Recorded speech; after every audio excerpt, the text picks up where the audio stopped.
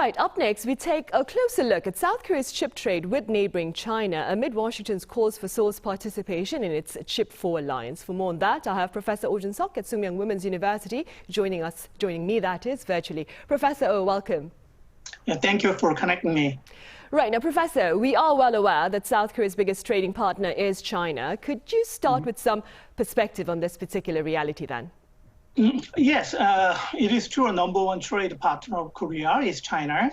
And for the first time in 30 years, Korea has recorded a trade deficit with China. In 2020, Korea exported to $131 billion to China. Main three export goods are integrated circuit, machineries, and refined petroleum. During the last 25 years, the export to China have increased at an annual rate of 11.1%. However, recently, the trade surplus with China is showing sign of cracks, consecutive 3-month trade deficit in May, June, and July. It's likely that the U.S. high-tech restrictions on China take a toll on Korea's trade balance. What is worried more is the trade deficit are not temporary, but ramification of the structural change. In the past, China was stuck in a labor-intensive structure, importing intermediate goods or raw materials from Korea and exporting complete product to third countries. But China used to be the last resort for Korea to offset the deficit from other markets, but now it is barely making any profit. China is changing into a high-tech manufacturer that can procure parts, materials on its own. By contrast, Korea imports an increasing amount of Chinese second batteries, petrochemical product, and textile goods. In this way, trade dependency between two countries from the perspectives of supply chain is getting closer nowadays. Right, I see. And against that backdrop, Professor, some say the chip industries of the two countries have become intertwined over the past 20 years and cannot be separated. Do you agree? Partly, but I do not agree totally. If needed, it can be separable in spite of past integration of supply chain. I'd like to talk about economic safety. A nation's capacity for economic safety can be shown in two ways. One is trade wars, and the other one is trade negotiations. No wonder trade negotiations are the better, because trade war is a painstaking game, while trade negotiation is a gainstaking game. Korea's chip trade with other countries is about $150 billion per year, and chip trade with China accounts for around 30%. I mean that $40 to $50 billion per year. The cooperation between China and Korea, especially in the chips industry, is very close. Korea is in the upstream in most fields, but now some Korean chip companies have a large number of manufacturers in China for production.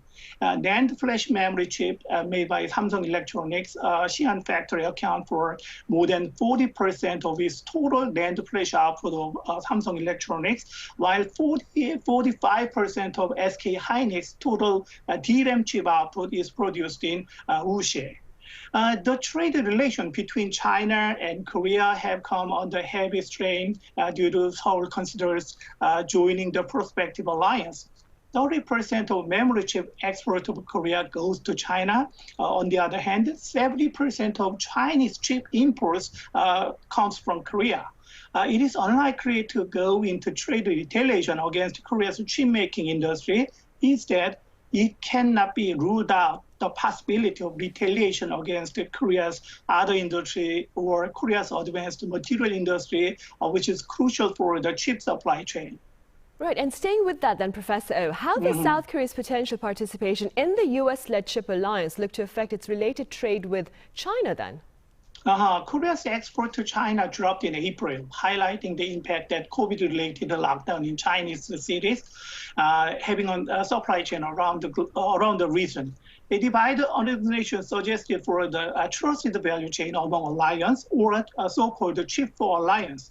The Chip 4 is seen by Beijing as Washington's plot to exclude China from the chip value chain. China is particularly sensitive about Korea, which is key to Beijing's semiconductor self-sufficiency drive, as Korean chip giant Samsung Electronics and SK Hynix operate plant in China. Despite the fact that trade experts knows the chain reaction of Sumo's hourly tariff act, there is a possibility of trade retaliation against each other. Korea finds itself engaging in active diplomacy as it contemplates joining a U.S.-led coalition because it cannot afford to lose U.S. technology and equipment for manufacturing semiconductors. At a press conference, Foreign Minister Park Jin stressed the Chip 4 coalition is not aimed at excluding a certain country, but it would rather be a consultative body with a view to ensuring cooperation in securing a stable supply chain. As for the issue of Chip 4 participation, I suppose the matter should be examined through the lens of national interest based upon mutual respect. Due to lockdown, Korean companies had difficulties of supply chain disruption already. It was China that gave us a jab of uranium solution shock already. As China did not show mutual respect till now, it is necessary for us to keep tabs on global supply disruption of semiconductors. The U.S. made a very attractive offer as an alternative. In this sense, it is natural Korea start joining working level meeting involving major chip-making allied members along with the United States, Taiwan, and Japan. Separately, Professor, there is talk that the Biden administration is considering a crackdown on memory chip makers over in China. What look to be the broader implications of such a crackdown? Trade tension over the tech sector deepened. The U.S. is considering limiting shipment of American chip-making equipment to memory chip makers in China, including YMTC. YMTC, founded in 2016, Chinese company, account for about 5% of worldwide NAND flash memory chip production. While U.S. companies, Western Digital stands about 13% and Micron 11%. Micron and Western Digital are under pressure from YMTC's low price. The move will seek to protect the only U.S. memory chip producers, Western Digital Corporation and Micron Technology, which together represent about a quarter of NAND chip markets. It will mark the first U.S. bid throughout export control to target Chinese production of memory chips without specialized military application representing a wider view of American national security. This crackdown, if approved, would involve barring the shipment of U.S. chip-making equipment to factories in China. If the Biden administration proceeds with the move, it could also hurt Korean memory chip makers, Samsung Electronics and then SK Hynix. That is because Samsung Electronics has two big factories in China, while SK Hynix is buying Intel Corporation's NAND flash memory chip manufacturing business in China also. Right, I see. I understand this next question might be quite difficult, Professor Oh, but what do you propose to better tackle this dilemma of partaking in U.S. proposed partnerships amid China-dependent trade ties? Korea faces a dilemma whether or not to join the U.S.-led semiconductor alliance Chip 4 or not. President Yoon has called for active diplomacy with China.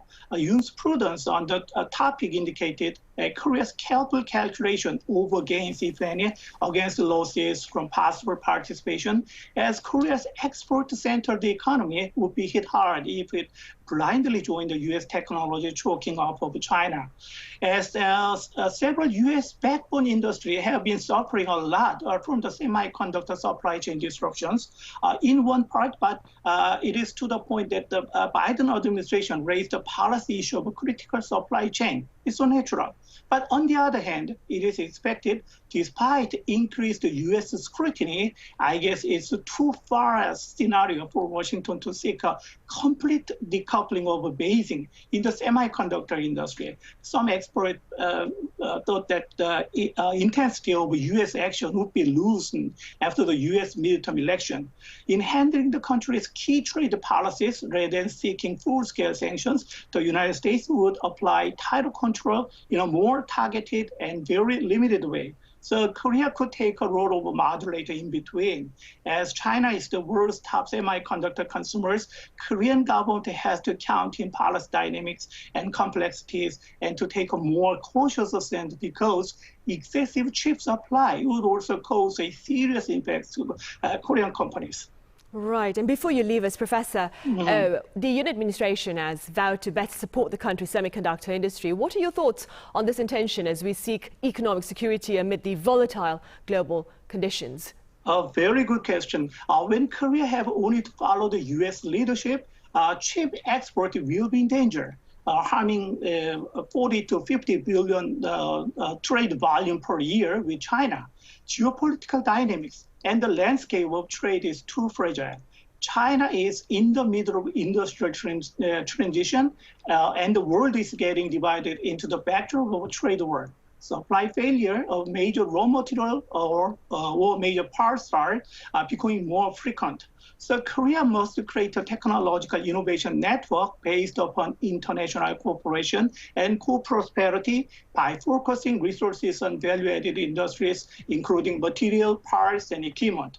It is a mission for us to keep competitiveness and to reconfigure the current trade structure, partially weighted on certain product or certain regions.